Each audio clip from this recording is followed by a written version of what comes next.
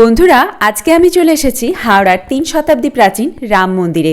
যখন এখানে রাম ঠাকুরের পুজো শুরু হয়েছিল তখন কিন্তু এখানে গ্রামবাসীরা এই পুজোর অনেক বিরোধিতাই করেছিলেন। কেন বিরোধিতা করেছিলেন আর পরে কিভাবে তার নিষ্পত্তি হলো সেই সম্বন্ধীয় তথ্য থাকছে মন্দিরের খুঁটিনাটি বিষয়বস্তু আজকের ব্লগে। নমস্কার বন্ধুরা, আমি মীনা সামন্ত চলে এসেছি আজকের নতুন ব্লগ নিয়ে। আপনাদের সকলকে স্বাগত। এটা হাওড়ার রামরাজাতলায় অবস্থিত। মন্দিরে প্রবেশের জন্য ডান দিক এবং বাঁ দিক দিয়ে দুটি প্রবেশ পথ আছে। আমি যে পথে প্রবেশ করছি সেদিকে রয়েছে বেশ কিছু স্থায়ী দোকান এবং মেলার কিছু অস্থায়ী দোকান। এখানে প্রবেশ করার প্রথমেই দেখতে পাওয়া যাবে মহাবীর শ্রী বজরংবলী দেবকে। এখানে রয়েছে ঠাকুরের জন্য ফুলমালা কিনে জুতো খুলে সামনে যাওয়ার ব্যবস্থা।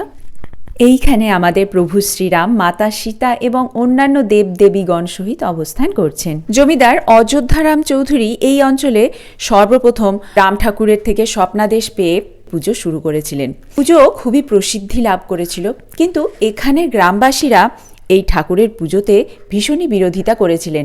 কেননা 300 বছর আগে থেকে ওনারা মা সরস্বতী দেবীর আরাধনায় অনুরাগী ছিলেন।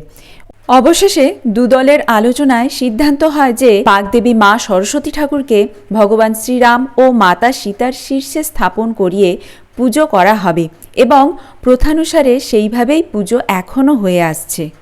বাঁ দিকের যে প্রবেশদ্বার রয়েছে সেখানে রয়েছে ধূপ দ্বীপ ঠাকুরকে দেখিয়ে রাখার ব্যবস্থা এবং হাত ধোয়ার। দ্বারের সম্মুখে ভগবান শ্রীকৃষ্ণের বামন অবতার অবস্থান করছেন।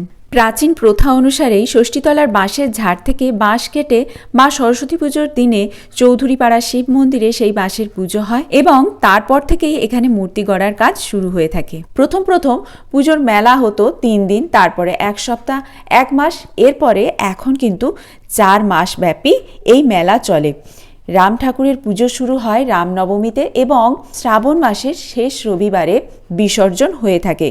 সেই পর্যন্তই এখানে মেলাও চলে। বলা যায় বাঙালির সর্বদীর্ঘতম মেলা। এখানে পুজোর ডালা খুবই স্বল্প মূল্যে 30 টাকায় পাওয়া যাচ্ছে, কিন্তু এই পুজোর ডালাতে কোনো মিষ্টি বা বাতাসা থাকে না, সেটা বাইরে মিষ্টির দোকান থেকেই কিনে নিতে হয়। যোগাযোগ ব্যবস্থাও খুব সহজ।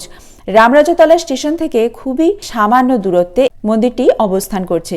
এছাড়াও দ্বিতীয় হুগলি সেতু কোনা এক্সপ্রেস ওয়ে হয়েও আসা যায়। হাওড়া স্টেশন থেকে আসতে চাইলে রামরাজাতলা টু এসপ্ল্যানেড বাস চলাচলের ব্যবস্থা আছে, যেটা ভায়া হাওড়া দিয়ে যায়। তো হাওড়া স্টেশন থেকে এই যোগাযোগ ব্যবস্থাও গ্রহণ করা যেতে পারে। সম্পূর্ণ ভিডিওটা দেখার জন্য আপনাদের সকলকে ধন্যবাদ বন্ধুরা। আসছি খুব শীঘ্রই নতুন আরেকটি ভিডিও নিয়ে। এখনকার জন্য বিদায়।